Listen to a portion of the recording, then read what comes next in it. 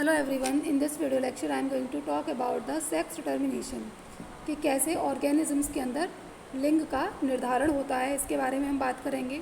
तो जो लिंग निर्धारण है उसको दो पार्ट्स में, दो भागों में उसको कैटेगराइज किया गया है। इसके लिए दो कारक होते हैं जो उत्तरदायी हो सकते हैं। पहला तो होता है कि ऊष्मीयता, कि कुछ ऐसे जैसे अंडे देने वाले जो ऑर्गेनिजम्स होते हैं तो उनके अंडों को किस टाइप का ऊष्मीय ताप मिला है उस पर डिपेंड करता है कि जो उस पर्टिकुलर ऑर्गेनिज्म से होने वाला जो बच्चा है या ऑर्गेनिज्म जो उससे बनेगा वो मेल होगा या फीमेल होगा। तो वो किस पर डिपेंड करता है, ऊष्मीय ताप पर निर्भर करता है कि उसके अंडे को कैसा तापमान मिला है। तो उससे जो उसका बच्चा है मेल है या फीमेल है, इससे तापमान पर डिपेंड करता है, जैसे कि घोंघा के अंदर। ठीक है।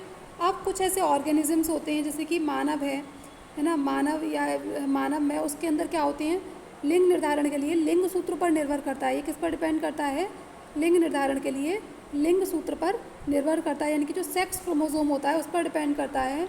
क्योंकि जो ह्यूमन बीइंग के जो सेक्स क्रोमोसोम्स हैं और जो क्रोमोसोम है ओवरऑल जो क्रोमोसोम है वो दो भागों में या उनमें डिवाइड किए गए हैं, दो भागों में डिवाइड किए गए हैं। एक तो होते हैं सेक्स क्रोमोसोम्स और दूसरे होते हैं जो सेक्स क्रोमोसोम नहीं होते हैं। ठीक है।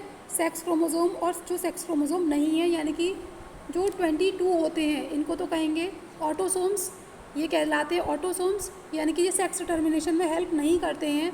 और जो 23rd पेयर है वो कैसा होता है, ये होता है हेट्रोसोम्स।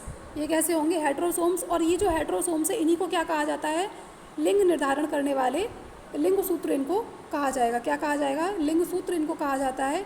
असल में यही जो 23rd पेयर है, 22 ऑटोसोम और 23 जो होंगे 23rd पेयर जो होगा, ये कैसा होगा, यही लिंग सूत्र कहलाता है और यही सेक्स डिटर्मिनेशन में हेल्प करता है। अब जो 23rd पेयर होता है मेल में और फीमेल में, दोनों के अंदर किस टाइप का होगा, जैसे यहाँ पर हम फीमेल के 23rd की बात करेंगे और यहाँ पर हम मेल के 23rd की। ये फीमेल का सिंबल है और ये मेल का सिंबल है। इसमें क्या होंगे, फीमेल के अंदर जो सेक्स क्रोमोसोम का सेट होता है वो XX टाइप का होता है और मेल के अंदर कैसा होता है, XY टाइप का होता है।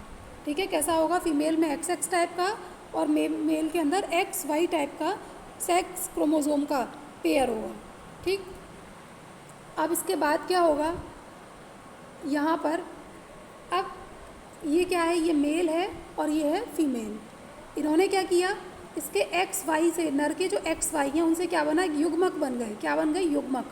युग्मक हमेशा कैसे होते हैं, हैप्लॉइड होते हैं। यहाँ पर आप देख रहे हैं डिप्लॉयड है, यानी कि XY। अब ये पेयर में अब X एक साइड हो गया, Y एक साइड हो गया, यानी कि ये सिंगल हो गए, तो इसी को हम क्या कहेंगे, हैप्लॉइड। ऐसे ही यहाँ पर ये डबल X है, एक X इधर आ गई, एक X इधर आ गई, ये कैसे अब हो गए, सिंगल हो गए, यानी कि हैप्लॉइड हो गए, गैमीट बन गए। इनको जब ये हैप्लॉइड हो जाएंगे तो उन्हें क्या कहेंगे हम, गैमीट बन गए। अब अगर ये वाला X फीमेल के इस वाले X से मिलेगा तो कैसा क्रोमोसोम आएगा, इसमें XX आएगा।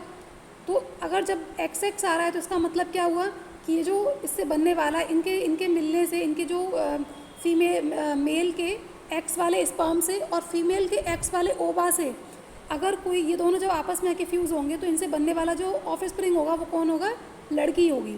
ठीक है। क्योंकि लड़की के अंदर हमने भी बताया कैसा 23rd के अंदर कौन से सेक्स पेयर कौन सा मिलेगा, XX टाइप का पेयर इनके अंदर होता है। तो जिसके अंदर XX टाइप का पेयर होगा उसे हम लड़की कहेंगे। तो यहाँ भी जब ये वाली जो इसका जो X वो है स्पर्म है या शुक्राणु है, जब फीमेल के X से मिलेगा तो अब दोनों फिर सेम हो गए, तो ये भी कैसी होगी, लड़की होगी। ठीक है। और ऐसे ही जब ये नर का Y और मादा का जब X ये आपस में मिलेंगे तो यहाँ पर कौन सा पेयर बन गया, XY, और यहाँ भी क्या बन रहा है, XY। ठीक है। इस तरीके से जब ये इस तरीके से पेयर बनेंगे तो ये XY, और जहाँ भी XY है यानी कि जो ऑफ स्प्रिंग है इन दोनों के स्पर्म और ओवा के मिलने से जो भी यहाँ पर वो बनेगा, जो एलील बनेगा, अगर वो XX बन रहा है तो फीमेल होगा और अगर वो XY बन रहा है इनके मिलने से तो वो क्या होगा, मेल होगा। ठीक है। XY वाला मेल होगा। अब यहाँ पर एक बात गौर करने वाली है कि वो ये है कि फ़ीमेल के पास तो ऐसा कुछ है ही नहीं, फीमेल पर तो दोनों ही XX हैं। तो यहाँ पर फीमेल ह्यूमन बीइंग के अंदर जो है वो सेक्स डिटरमाइन नहीं करती है। ठीक है। फीमेल जो है वो सेक्स डिटरमाइन नहीं करती है। यहाँ पर सेक्स डिटरमाइन कौन कर रहा है, यहाँ पर मेल सेक्स डिटरमाइन कर रहा है। ठीक है। क्योंकि फीमेल के पास तो दोनों XX हैं, तो कोई फ़र्क ही नहीं पड़ता, कोई भी X चला जाए। अब ये डिपेंड करता है कि मेल से कौन सा स्पर्म आया, एक्स वाला स्पर्म आया है तो लड़की बनेगी, और अगर वाई वाला स्पर्म आया है तो ऑफ स्प्रिंग कैसा होगा, लड़का बनेगा। ठीक है, इस तरीके से लिंग का निर्धारण होता है। तो ओवरऑल हम ये कह सकते हैं कि ह्यूमन बीइंग में जो लिंग का निर्धारण है वो पिता पर डिपेंड करता है।